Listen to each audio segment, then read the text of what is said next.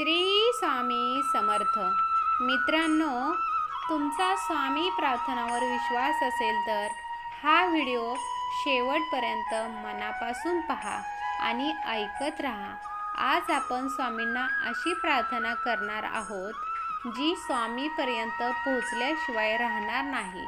म्हणून हा संदेश मनापासून पूर्णपणे ऐका आणि स्वामींना अशा प्रकारे प्रार्थना करा. श्री स्वामी समर्थ महाराज की जय.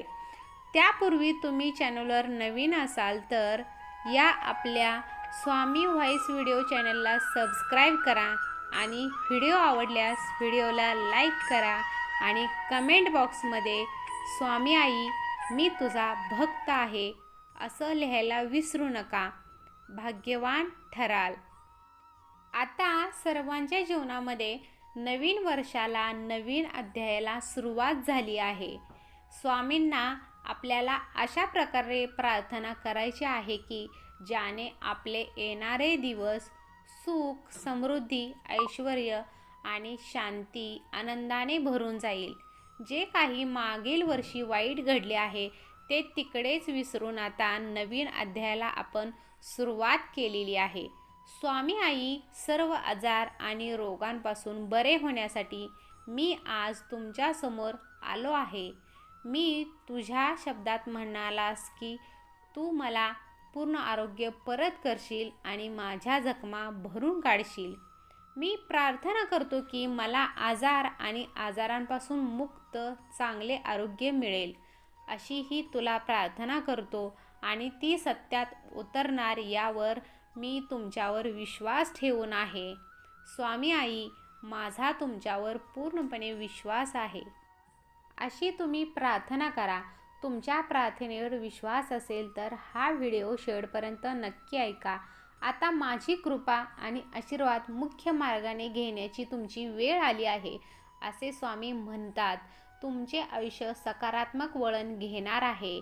जेव्हा देव तुमच्या जीवनावरील आशीर्वाद सोडतो आणि सक्रिय करतो तेव्हा तुम्हाला खूप अनुकूलता मिळेल आणि सगळं सकारात्मक तुमच्या दृष्टीने चालून येईल.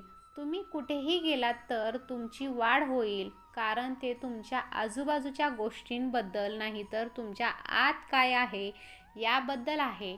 देवाचे आशीर्वाद कोणत्याही बाह्य शक्तीने काढून टाकले किंवा कमी केले जाऊ शकत नाहीत.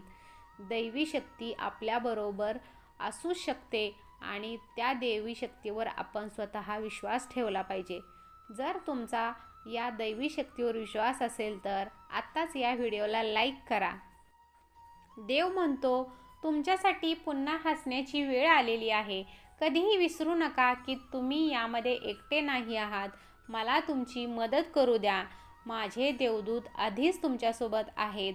आराम करा आणि फक्त माझ्यावर विश्वास ठेवा.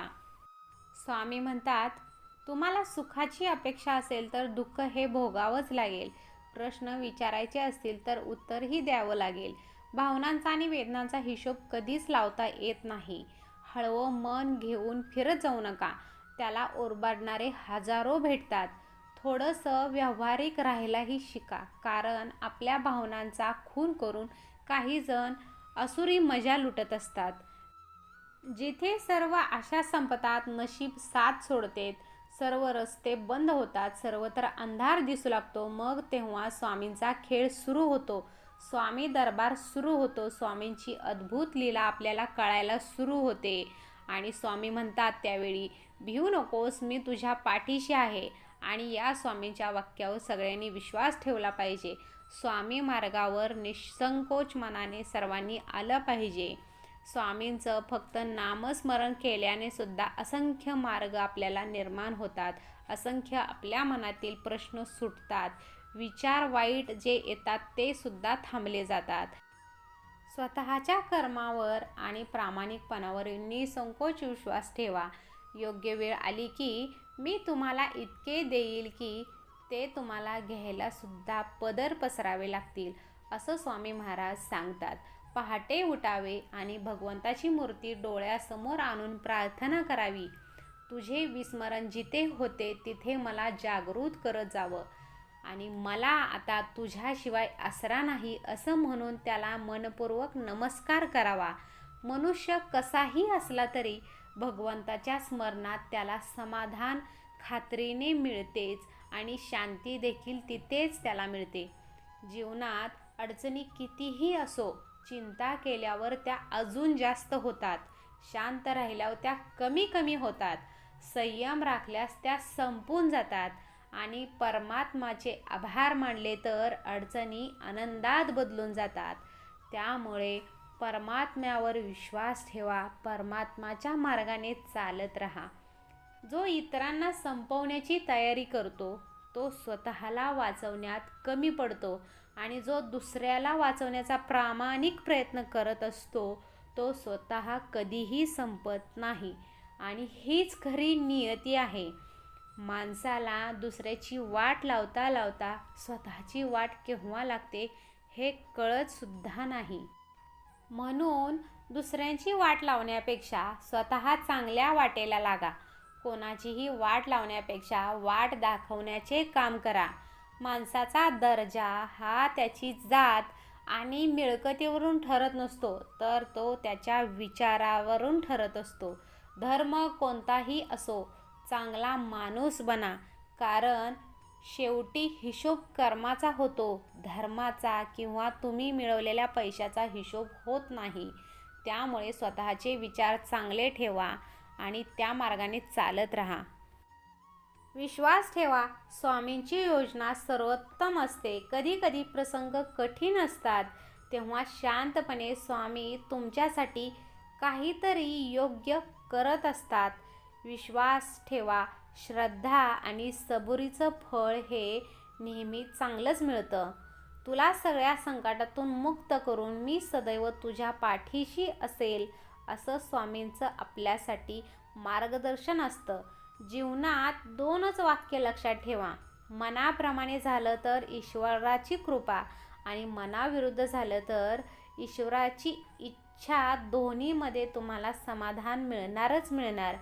भिवू नकोस, मी तुझ्या पाठीशी आहे असं स्वामींचं आपल्याला सांगणं असतं. एकच लक्षात ठेवायचं, आपण एक दिवस मरणार आहोत आणि तो दिवस कोणता आहे हे आपल्याला माहीत नाही. म्हणून होत आहे तेच योग्य आहे, जवळ आहे त्यातच समाधानी राहायचं. नको त्या गोष्टींचा आणि आयुष्यातून गेलेल्या माणसांचा विचार करत वेळ आणि क्षण वाया घालवायचे नाहीत.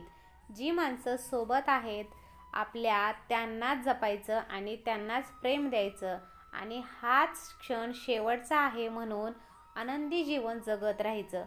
जो व्यक्ती कायम दुःखाचे रडगाणं गात राहतो त्याच्या दारावर उभे असलेले सुख बाहेरूनच परत जाते आणि जो व्यक्ती स्वामींवर श्रद्धा ठेवून स्वामींच्या इच्छेत इच्छा मिळवून राहतो त्याला स्वामी कृपेने सुख मिळते. अशक्य ही शक्य करतील स्वामी. श्री स्वामी समर्थ.